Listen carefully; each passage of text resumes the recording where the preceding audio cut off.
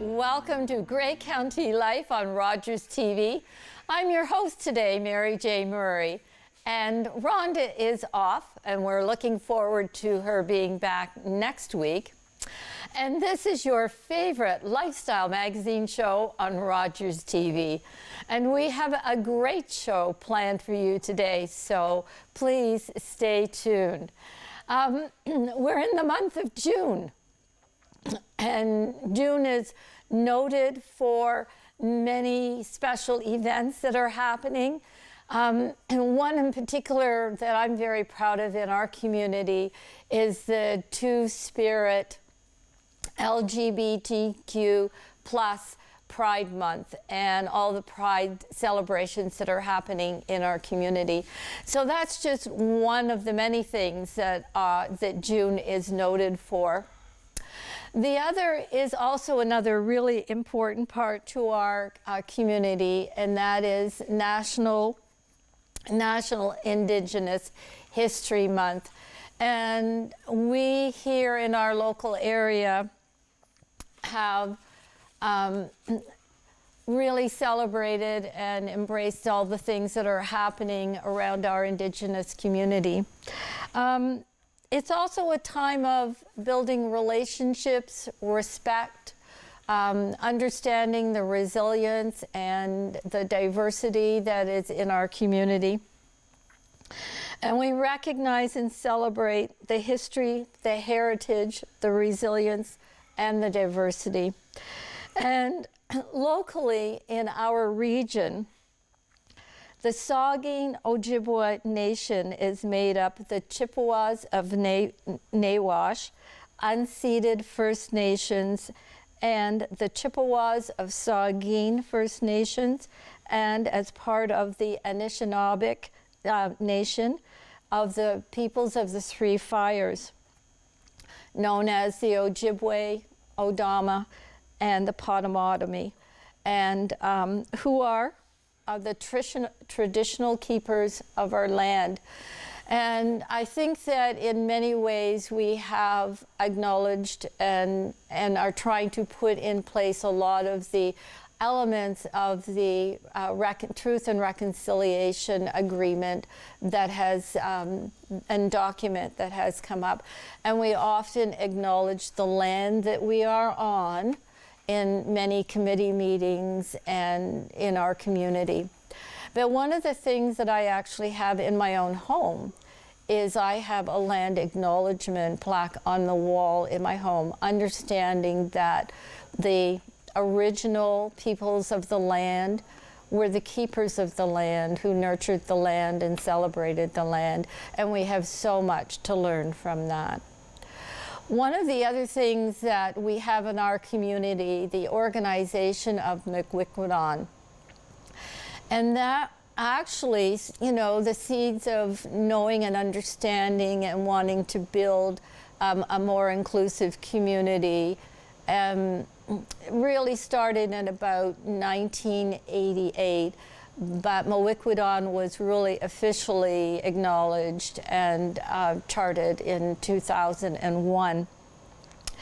And it's the Miigwekwiwin Indigenous Friendship Center, and it's had different locations in our community, but its current location is prime downtown at the old Dufferin School building.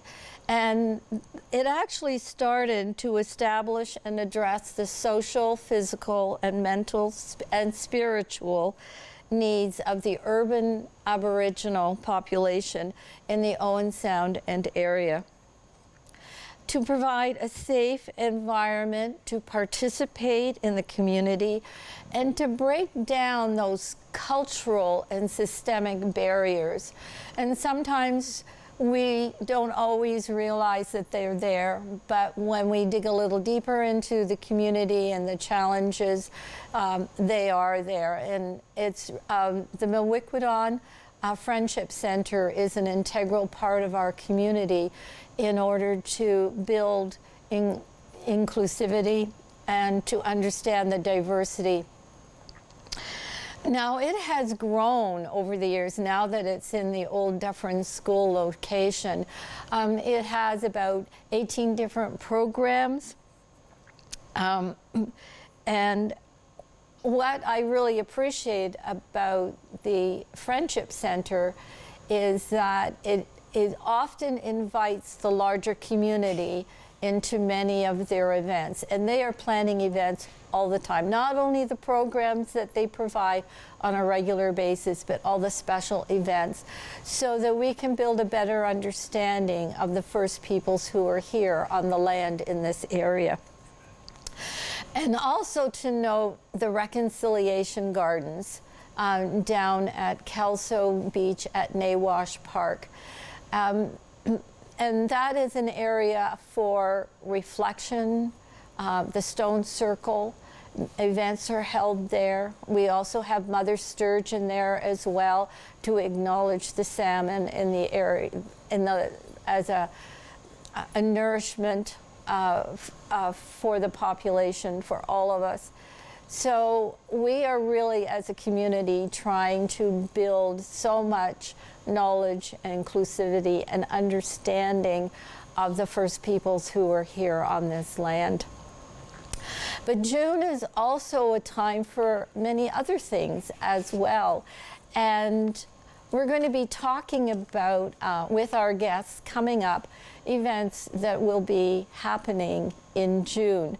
June is a month of transition, and we will be talking about those transitions when we come back after these messages. So stay tuned on Rogers TV.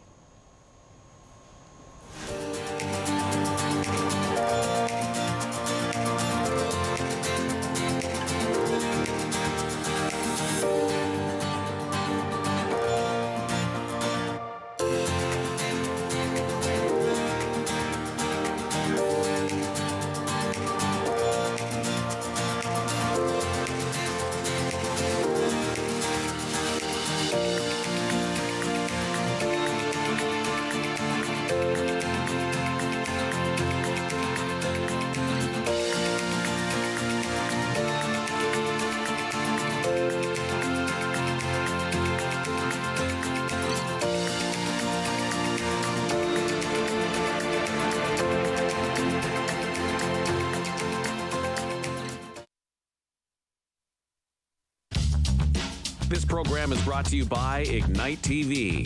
Now you're in command. Visit Rogers.com for more details.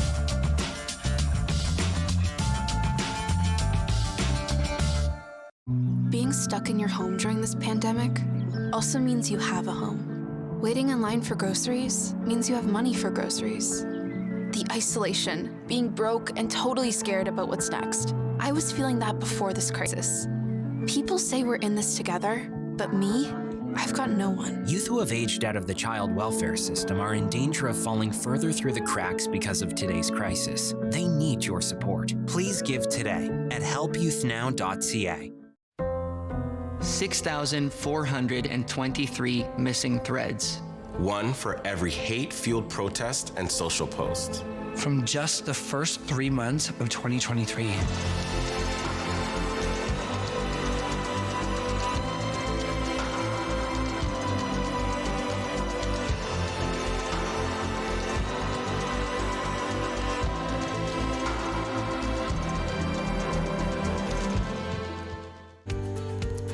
Join us next week on Great County Life.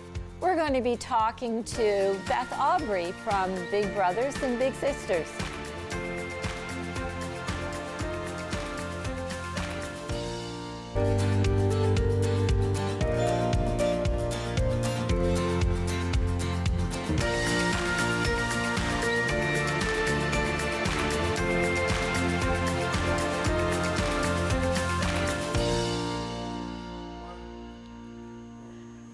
Welcome back to Great County Life on Rogers TV. I'm Mary J. Murray, and continuing on with the celebrations that are happening in June, I have special guests who are going to tell us about what's happening with Hibou and all the things that are being celebrated through the 50th anniversary of Hibou. Who imagined that it's been 50 years?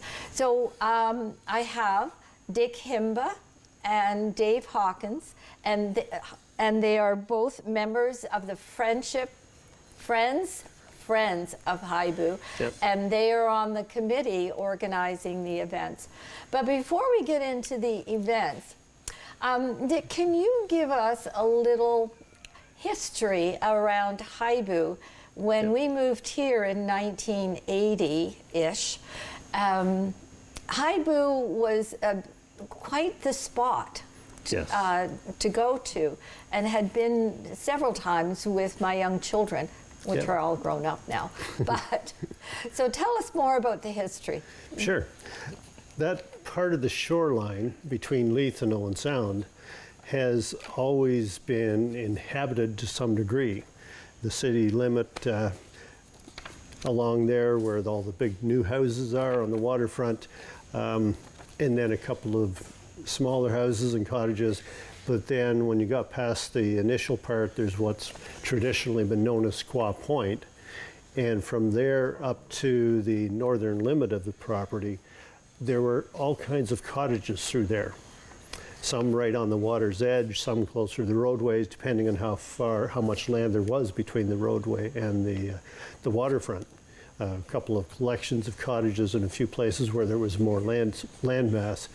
And back in the early 70s, these cottages were all on leased land from, I believe it was the McLaughlin estate.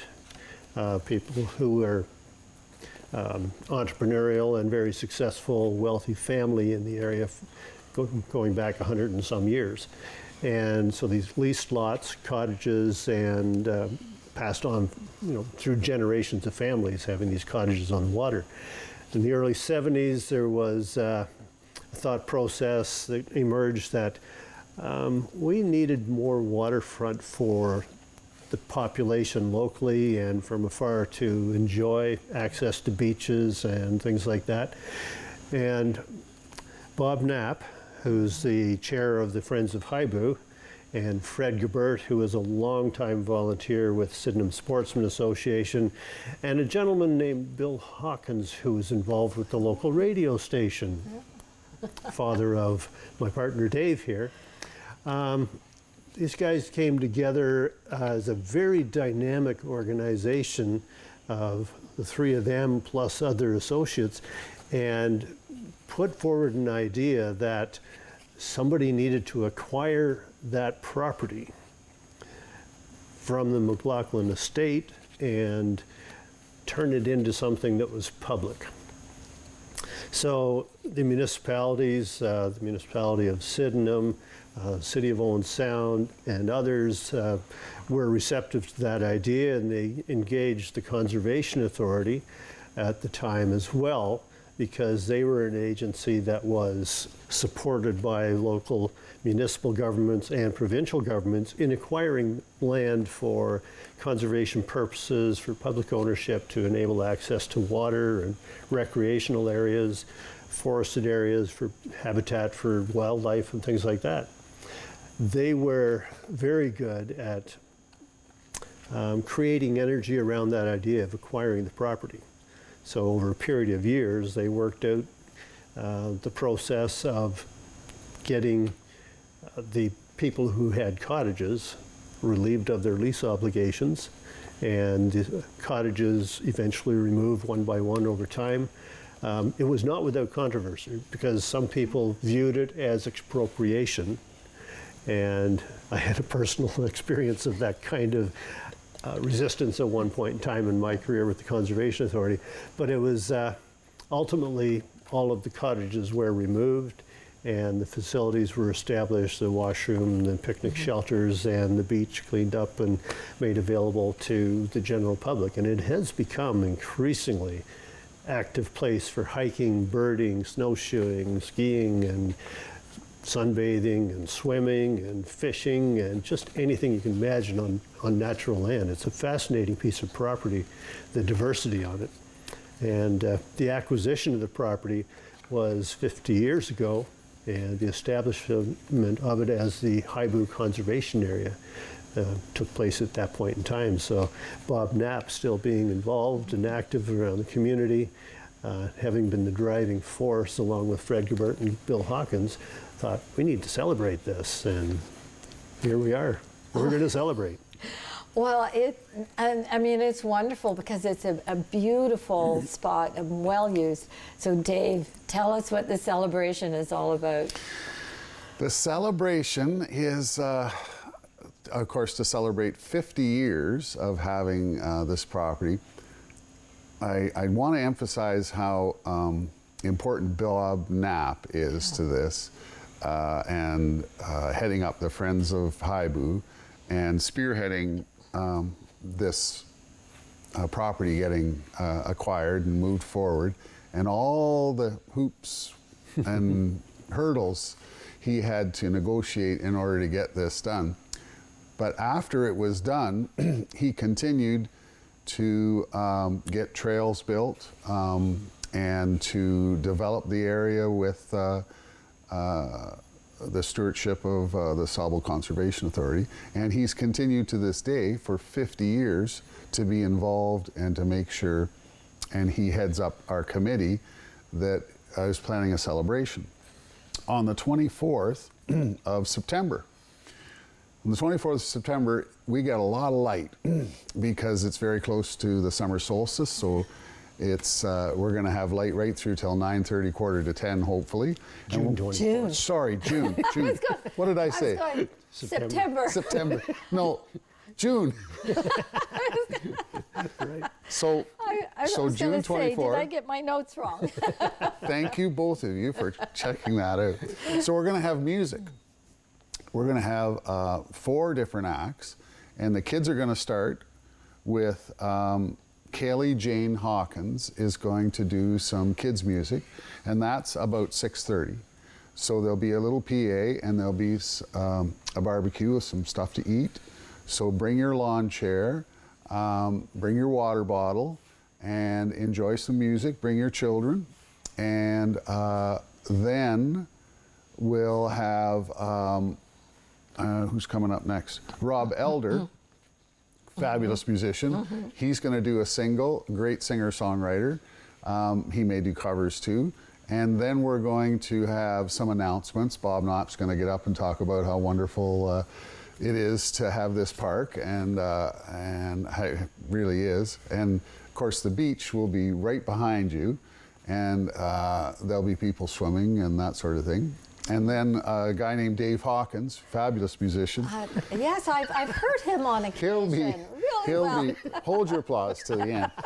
He'll be playing for an hour or so, and then Matt Epp who's a celebrated singer-songwriter here in this part of the world and across Canada.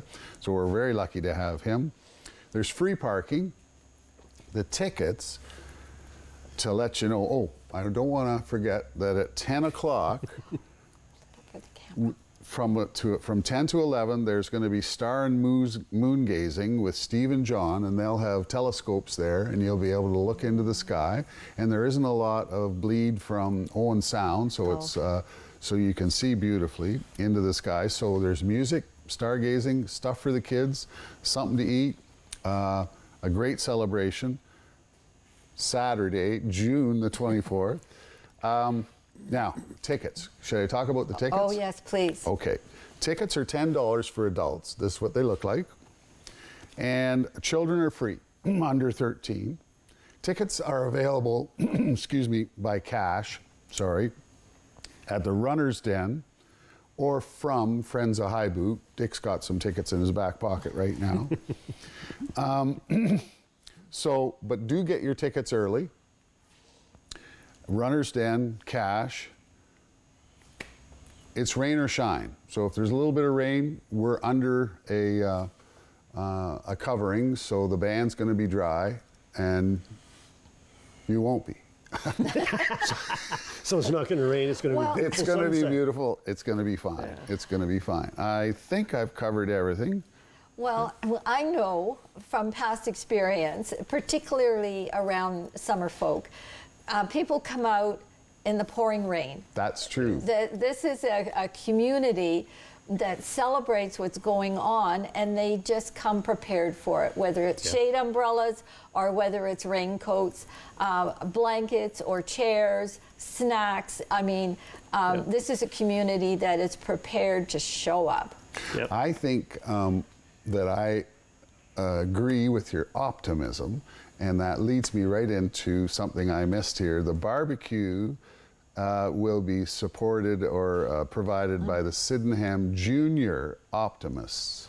Oh, And it's cash only, so you can have something to eat there, provided by the Sydenham Junior Optimists. A very dynamic, active group. Isn't that wonderful? We have actually featured them on Grey County Life. Now, we did it through the pandemic, so it was all done through Zoom. But yes, I absolutely understand how dynamic they are. And we didn't even know they existed until we did that interview. Oh, wonderful. Yeah. Yes. They recently were involved in an effort raising money to create that playground space that has the accessibility features for people with a variety of characteristics that make it more difficult for them to interface with children and playground equipment. So they were a big part of that fundraising effort to provide that installation. Yeah, real supporters of that property. I really just want to reflect back 50 years ago in 1972 when these three gentlemen had the foresight to actually plan ahead for the community. Now, I know particularly Bob Knapp and Maria as well are very much environmentalists and nature enthusiasts, but to have that foresight to plan ahead for future generations, like that was really amazing. It's tremendous. Bob's a naturalist, I think, is what, and he had a couple other friends that were also naturalists, and I don't know their names offhand, but it was their brainstorm to get this started, and then they got others involved, including my father, to get the ball rolling. Well, you mentioned there was hoops and challenges, as there always are with change. But, you know, the community loves Hibou. Yeah. I mean, over the years, families come back year after year. And you have these amazing trails, guided trails as well that have been developed. So it's not just the beachfront, you also have the guided trails. The trails are beautiful, really nice quiet walk in the woods. I live not far from there, and I can walk down. Actually, I live 2 doors down from where Fred Gebert used to live. So I know Fred, and he was one of the initiators for sure. So yeah, it's a beautiful spot to walk, and anybody in Owen Sound can ride their bike out there and enjoy the trails or the beach, and just walk along that shore beach. It's beautiful. Okay. Now, to access Hibou on days other than the celebration of Saturday, June 24th, is there a fee to access, you know, a Saturday morning or a Sunday afternoon? Is there a fee to get into Hibou? Yeah, through the peak summer months, there's usually somebody at the gatehouse, and I'm not sure if it's 7 days a week, but definitely weekdays. So there is a charge to access the property on a daily basis, but to drive in with the car, you But can not walk to in walk. at different access points and use other It's free aspects to walk. of it. Yep. The option is to acquire a membership pass from the Conservation Authority that allows you access to that property, Inglis Falls, and any other ones that have paid parking at a significantly reduced rate. And those parking passes are available province-wide, internationally, but local residents within the Grey Sauble Conservation Authority jurisdiction get a reduced rate. I think it's $40 for a yearly pass to get you access to any and all of those properties. So it's reasonably priced because. But if you want to walk, excuse me for interrupting, Yeah. if you want to walk on there or ride your bike down, Oh, yeah. no charge at all. It's just parking that the pass is needed for. Yeah, it's absolutely free to walk. There's always maintenance that needs to be taken care of, and with maintenance comes costs. Yes. And so in order to have a nominal annual fee of $40 for a family, I mean, that's a carload of people to come, and then that supports the financial upkeep of the area. That's right. Yeah, Absolutely. The authority has been quite successful with selling those passes over the last couple of years.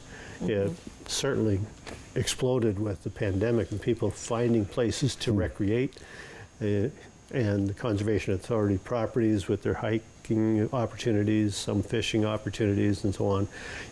They saw a significant uptake in those first couple of years of pandemic, and it just continues to grow as more people discover just how amazing the local landscape is. Yeah. I think in some ways, I mean, the pandemic was a major challenge for all of us, and that can't ever be underestimated, and with the health issue and the isolation. But I think your point is that people began to discover new areas to explore in our community. Yeah. So Hibou being one of them, the Arboretum down at the Conservation Authority, I mean, those outdoor spaces. And that's part of the reason why we live in this area, is because of the natural beauty. Yeah, very much so. Yeah. So we're all praying for sunshine. And a wrap up, that's Saturday, the June 24th, and it starts at 5 o'clock with children's activities. Okay, perfect. We're going to be looking forward to that. Have we said June 24th often enough to really erase the September? The solstice weekend. There you yes, go. That's it. no, that's perfect. Well, thank you very much for joining us today. This has been great, and good luck with everything on Saturday, June 24th. Thanks for having us. And we'll be back right after these messages. Great. So.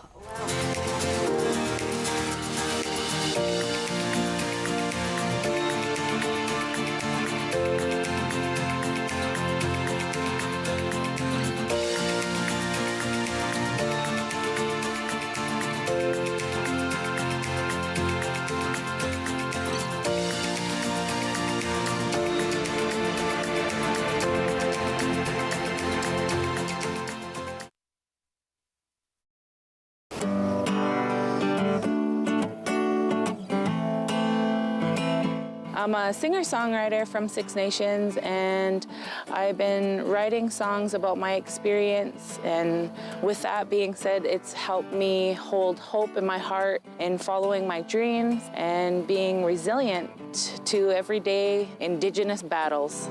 Competition between spirit, earth, and wind, let me tell you now. This song in particular, The Shiner, is a special song that I wrote for my grandfather. He was a snow snake maker, and that is a Haudenosaunee winter sport. It's my job to educate and to share, and the music allows me to do that. He'll be shining snow snakes and mudcats to the end of his days. Are you the type who would keep going or stop? It's not easy to stop when you have an addiction. Legalizing cannabis won't stop addiction. It trivializes its consumption. Let's be vigilant. If you need help, visit portage.ca.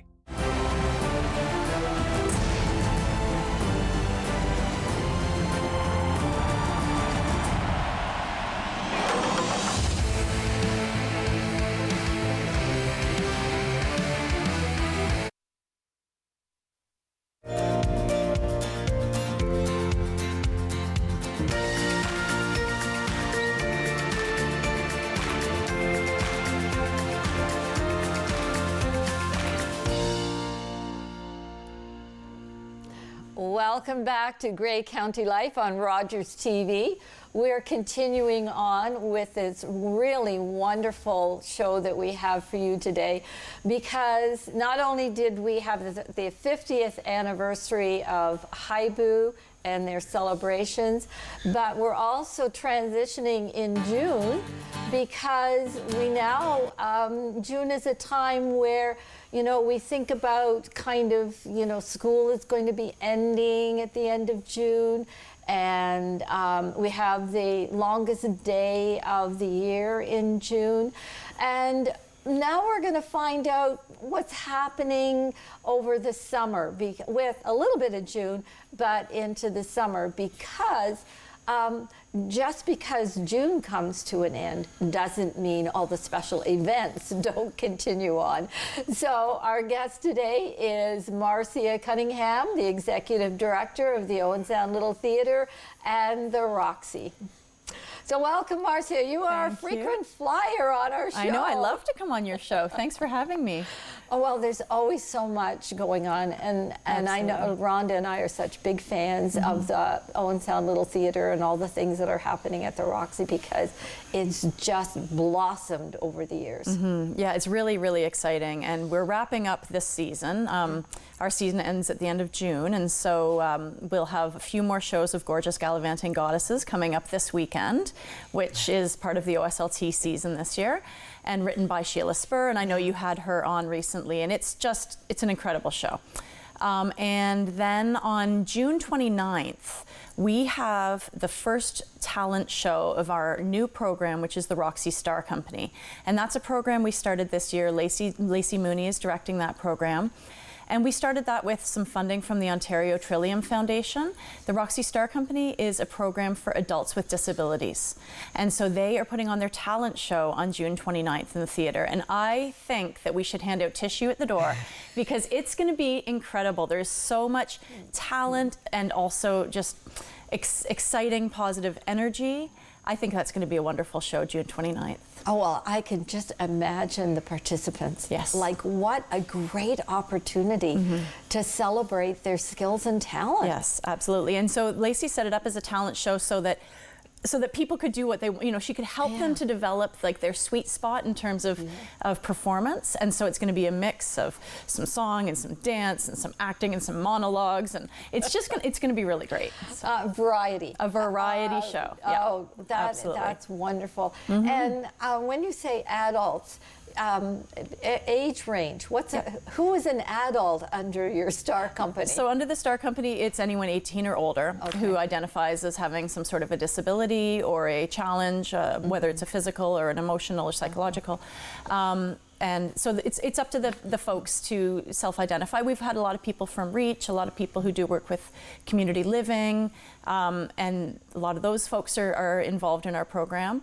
And participating, and a lot of families are really enjoying seeing their family members blossom. People who maybe don't talk a lot are all of a sudden being very bubbly, and so it's been really, really a great program, and we're really excited for the June 29th show. What a great idea. Yeah. Well, thank you, Lacey. Yes, absolutely. Yep. And so then you mentioned before we met that you always get season subscriptions. Oh, yes. And so it is the time. Our season Flex Pass for next season goes on sale, or went on sale, on June 15th. And so that's the early bird pricing. So if you want to get the best possible price on next season we have 3 productions. OSLT is putting on 3 plus an evening of 1 act. And in fact, there'll be 3 evenings of 1 act. So the 1 act plays give new directors and new actors, or directors who haven't directed in a while and want to try out something new, an opportunity to try out something in just a little bite size. And so that's, we're calling that bite size theater, or 1 act plays, and that's in September. Can I just ask you, how long is a 1 act play? That's a great question. I think they are anywhere between sort of like 20 to 45 minutes. Okay. Yeah, and so each of the 3 performances will have 3 1 act plays. Okay. Yeah. The same 3 plays will be 3 of on the 3 nights of performances. And anyone who thinks they could do a 1 act play or wants to experience that stage presence could actually be in touch with you? Yeah, so we've actually just wrapped up auditions for that, but anyone who wants to participate or thinks they're interested should definitely get in touch. We are always looking for people to join us at the Roxy Theatre, at the Owen Sound Little Theatre, both on stage and backstage, as ushers, in hair and makeup or sets. Like, there is so much going on at the theatre, and so we're always welcoming new people because it is a volunteer-run organization. We have paid staff, but you know, at the end of the day, it's a volunteer-run organization.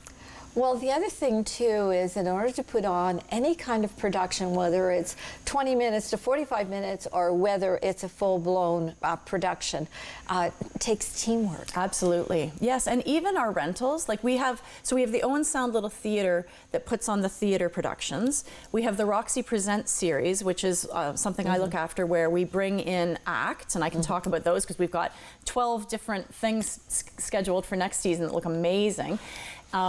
But those also rely on volunteers because we have volunteer ushers, we have volunteer bartenders, so there's a lot to do. Even if it's not just an OSLT play, there's a lot happening where we rely on our community to help to bring the art to the stage.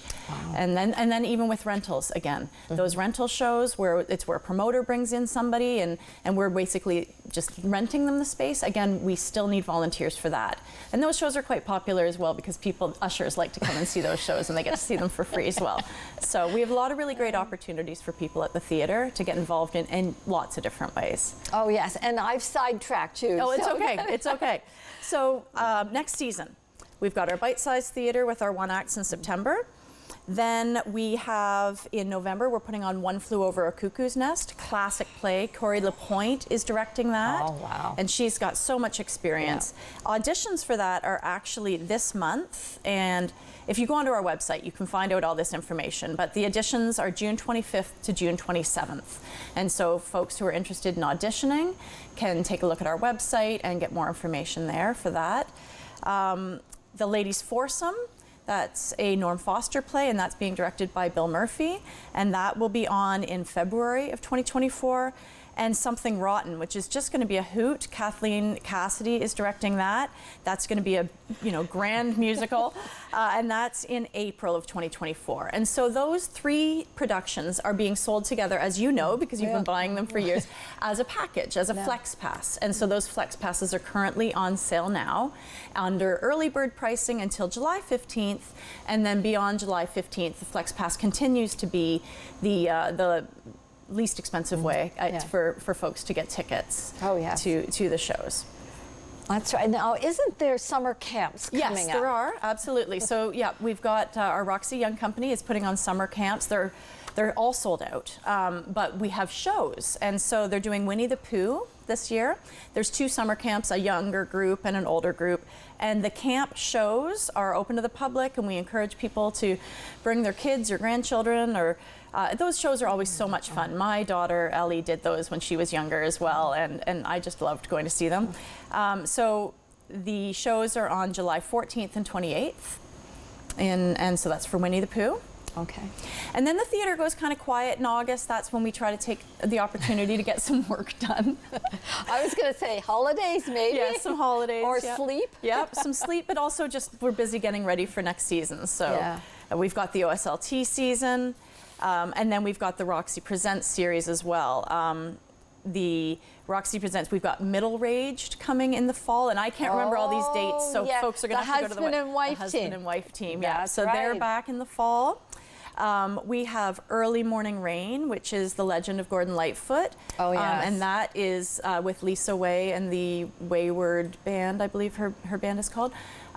They are incredible, and they do an amazing tribute to Gordon Lightfoot. And that show just sold out like 7 nights, I think, in Collingwood last week. And it was very, very well received. So we're really excited to have that at the Roxy for a night in the fall. We've also got in October Look Up Theatre coming to the theatre, and that is Angola Murdoch, Bill Murdoch's daughter. That's her theatre company, and it's a very personal show. There's information again about that on our website, but it's involving her story and her challenges and overcoming those challenges. Yes, yes. And it's beautiful. absolutely beautiful. She does a lot like on the trapeze and circus arts. Yeah. So that's going to be really great. Wow, that's amazing. Now, there's someone who's really beaten the odds. Yeah, yeah. She's got a great story. Yeah. Yes. So, and then we're doing a bit of film again next year as well as part of the Roxy series. So we've got the Rocky Horror Picture Show. And then, as I mentioned, One Flew Over the Cuckoo's Nest is going to take the stage. In December, we have Slow Can Rambler coming to the theater. That's like a folk rock group. Really, they're popular in this area as well, but they've also, done very well across Canada. We have Choir, Choir, Choir coming. Have you ever seen that? It is, it's hard to describe what they do. It's like two guys and a guitar, and they get the entire audience singing. They break the group into harmony and different popular songs. It's a total hoot. Great night out. And so they're coming. And very audience interactive. Absolutely. So you're not going there to sit and watch anything. You have to be a participant in this. And it's it's music. It's music. It's beautiful. Beautiful, fun. Everybody. Yeah. If you look on YouTube, they've got tons of content because they sell out like Massey Hall in Toronto 4 times a year. Like they're really, really popular, and people. I've gone to see them before, which is why in my capacity at the Roxy, I was like, we need to get these guys because they're so much fun. So I'm very excited about that. Oh, good. Yes. Good. Yep. We've got the Mudmen coming back next year as well. Yes. Then the theater will be the Ladies Foursome, which I mentioned, Norm Foster, that play will be on. And folks who are interested in auditioning for that should keep an eye on our website as well or sign up to get our email. Is that golf? Yes. Yeah. Yes. It's about 4 women who golf together. Somehow that sounds familiar. I think I've seen that before. You might have. It's a very popular play. Yeah. Yeah. Mm-hmm. And it's going to be, and Bill Murphy's directing that as well, which is funny because Gorgeous Gallivanting Goddesses has 4 women, Ladies Foursome has 4 women. I guess it's his thing. So, yeah. Well, he's just very good at whatever he directs and produces. I mean, he's very talented. Absolutely. Yeah. And then we have a band called Acrobat, which does a U2 tribute. They're coming next year. We are working with the Tom Thompson Museum on the Owen Sound Reel Festival, which will bring some documentary films to the theater. Then we'll have the Roxy Star Company again, which will have their next, they'll be doing something again next year. And that show actually, that program will be open for sign-ups soon as well for next year. The sign-ups will probably open up in the fall for that. And then Something Rotten, which is again part of our OSLT season, part of that Flex Pass that's on sale now. You'll have to give me more information about Something Rotten. I'm not sure I know what that is. And I don't think I could do it justice. It's going to be quite fun and silly, and Kathleen Cassidy is directing it. She also directed Spamalot. And what I'm told is if you liked Spamalot, you'll love Something Rotten. I saw Spamalot. Yeah. Yes. So I think we're in for a similar sort of silly, fun, creative. Okay. Any swords in this one? I'm not sure. I'm not that I can't promise one way or another. You'll have to come find out. I will. Maybe you should audition. No. Did I say that fast enough? One of these days. Oh, and then to sort of finish off next season, and again, all this stuff's either on sale now or going on sale in the coming weeks. I know it's a lot. We are bringing Classic Albums Live to Owen Sound. Classic Albums Live is a group that they don't consider themselves a cover band because basically what they do is they recreate an album note for note, squeak for squeak, like everything is perfect. And so they're doing Led Zeppelin 2 at the theater. And you sit back, it's almost like a trip down memory lane. I'm excited for that show because I know that it's gonna sound exactly like the album. And I'm gonna put on, it's gonna be like I've got headphones on and I'm thinking back to like being in grade 7 and hearing that thing for the first time. And I think it's gonna mean something different to everyone who has a connection to that album or the Led Zeppelin. It's gonna be, apparently they just do an incredible job. That's interesting. I've never heard of that before. Yeah, not a tribute in that they're not trying to look like or be like. They're just basically recreating note for note the music. They're not taking license. They're just making it happen live for the audience. Wow. Yeah. And then we will bring back Tom Thompson's Wake. Did you see that when we had that earlier in the fall? That's with Shipyard Kitchen out of Collingwood. And that is really a lot of fun. It's a sort of folk musical about Tom Thompson. And so it resonates really well with our community, of course. Oh, of course. And we've seen a few productions on Tom Thompson, but that one isn't resonant. If it's quite recent, no. Okay. So yeah, that one will be on sale soon if it's not already. And it's really a really great show. Okay. And then our young company, I haven't really chatted about them, but yeah, they'll be busy again next season. So they'll start their Act 1 classes in the fall. They're having 2 sessions, one for younger kids, one for older kids. And again, the expansion of that program was made possible by the Ontario Trillium Foundation and some funding from them. And so those courses are on sale now for young people who are interested in learning more about theatre. Then next spring, we will be putting on, or the young company will be putting on, The Addams Family. Oh my gosh. So they just did Willy Wonka, which was incredible. And we can expect The Addams Family to be just as good. So. Well, the 2 actors that came in for Willy Wonka, they were amazing. Yeah. They're just not only their camera presence in the interview, but I could just imagine whenever they talked about their roles, their eyes just lit up like they were just enjoying this so much. It's been amazing to see the kids involved in youth theater. I mean, it really shows that there was a need in the community, and I'm really happy that the Owen Sound Little Theatre was able to work towards filling that need. We've had great community support. Really, we always have great community support at the Owen Sound Little Theatre. We're very grateful to our sponsors, to our community members, to you folks for having us on, because it is community theatre. It's a community-owned organization, and so we really are grateful to everyone for helping us out. And hope that everyone like yourself will get your Flex Pass tickets for next season to the OSLT plays and come see those 1 acts as well in September. Oh, yeah, that would be fun. Now, I just want to make a caveat here. Yes. Just because I am hesitant to become on stage with the Roxy, the Owen Sound Little Theatre, doesn't mean that you're not. And you could be on that stage too. That's so when they have calls for auditions, you know, your inner talent can really come out and shine. So just because I said no doesn't mean that you have to. And just because you don't want to be on stage doesn't mean there's not lots for you to do backstage or as ushers or involved in the board. Oh, there's so much to do at the Owen Sound Little Theatre. Okay. Well, thank you so much, Marcia. It's such a pleasure to have you come on. Thank you. And I just love the way you light up when you talk about it. Thank you. And we'll be back right after these messages. I keep forgetting that.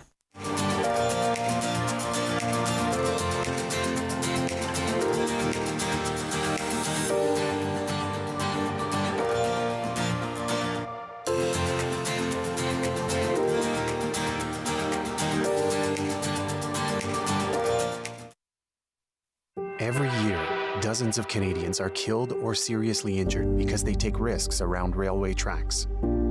Talk to your loved ones about rail safety. Visit stoptracktragedies.ca.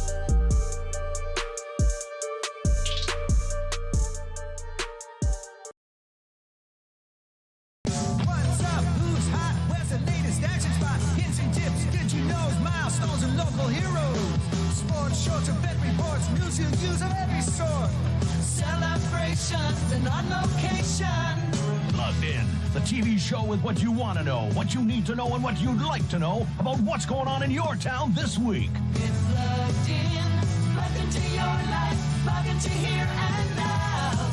Get plugged in.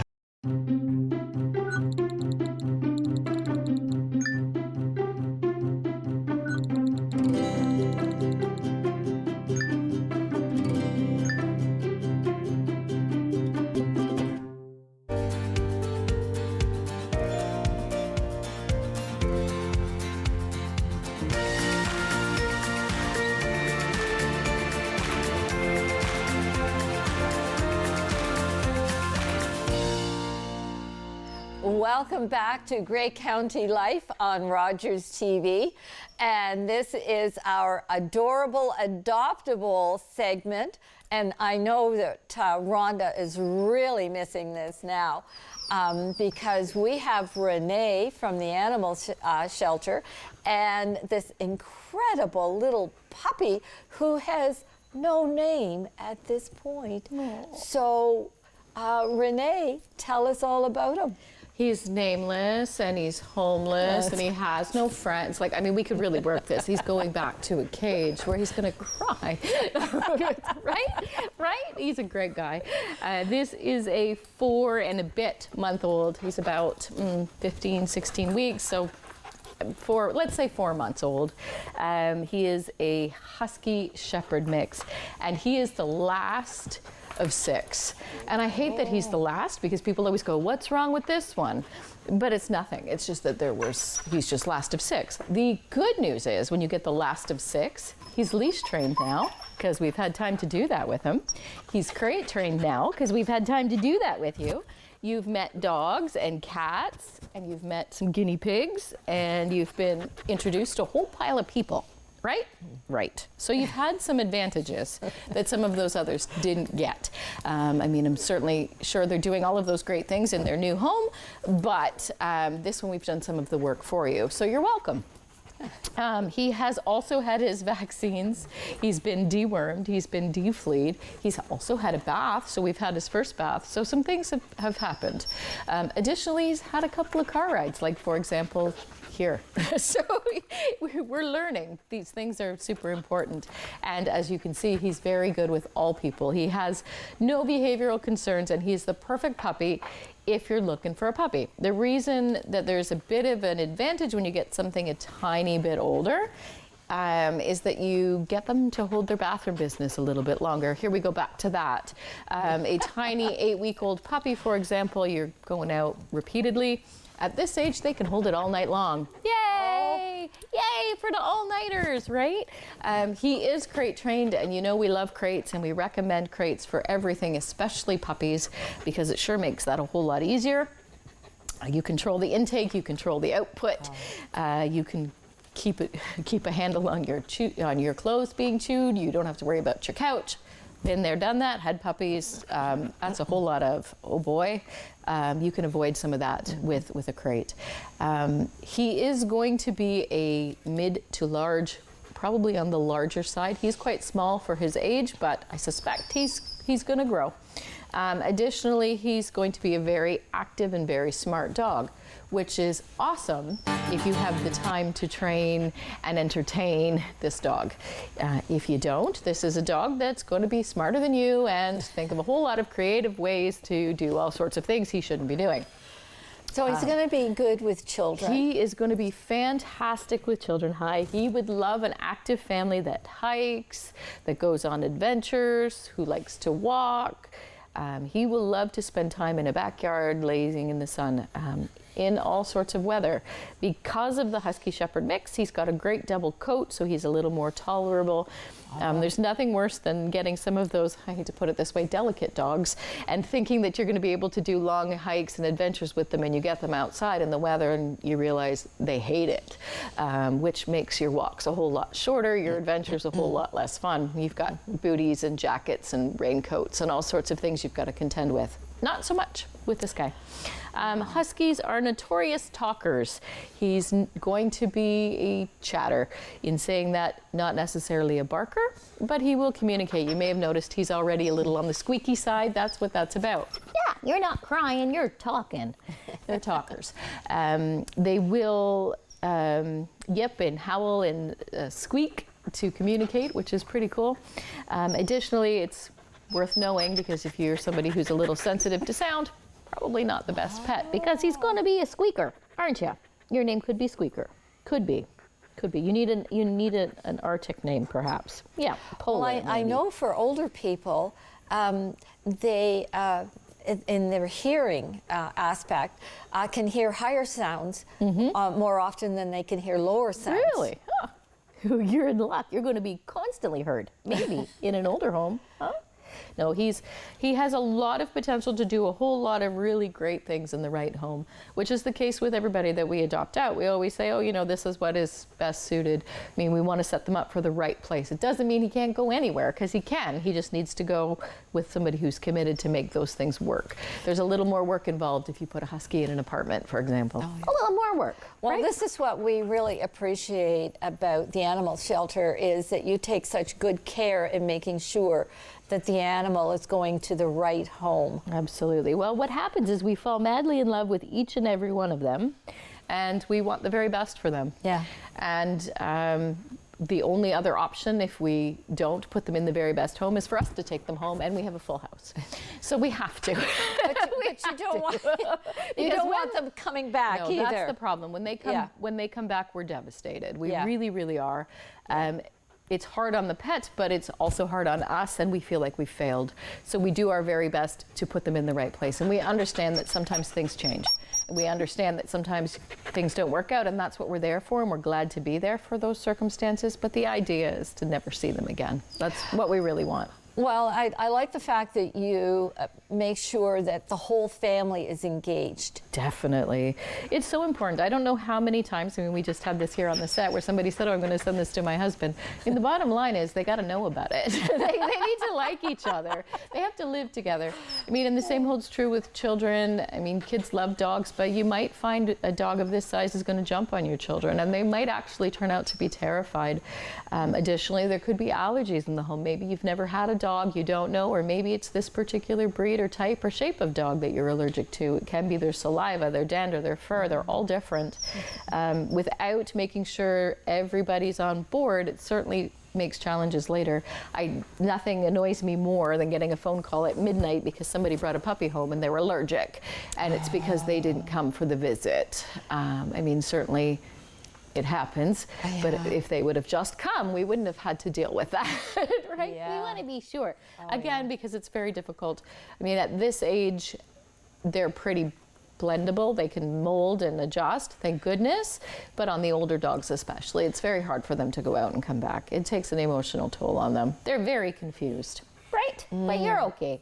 You're sitting here so well. And how is he managing without a name, without a home, without a family? Well, as you see, he's getting quite attached to me. We spend a lot of time together. He's coming to Pup, Pup, Pup right now. Maybe a name like Pup, Pup, Pup would work just fine. He's going to need a name soon. I mean, maybe you're going to give him one today. What do you think? Pup, Pup, Pup? Pup, Pup, Pup? Hey? Oh, well, thank you so much, You're Renee. very It's welcome. always a treat. We love the adorable adoptables. Good boy. And we'll be seeing you next week. And please join us next week on Grey County Life on Rogers TV.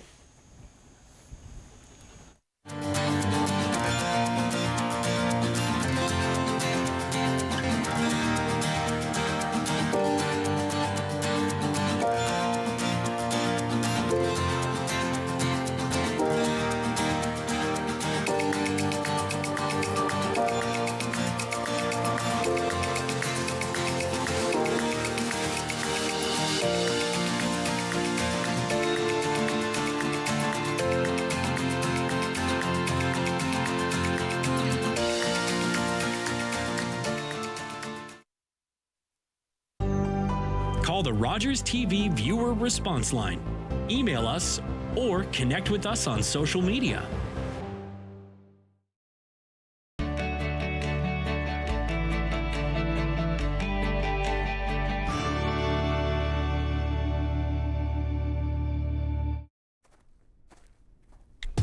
Online betting is booming. Booyah! Woo! Oh yeah! You could win big!